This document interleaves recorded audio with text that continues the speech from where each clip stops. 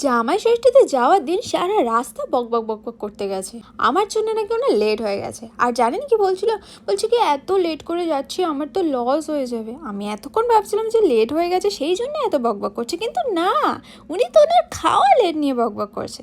তারপর কি হয়েছে জানেন? শ্বশুরবাড়ি পৌঁছানোর সঙ্গে সঙ্গে খেতে বসে গেল। আমার কথা তো ভুলেই গেছে। হঠাৎ ওনার মনে পড়লো যে ওনার একটা বউ আছে। যাই হোক, এভাবে হাসি মজায় কাটলো দিনটা।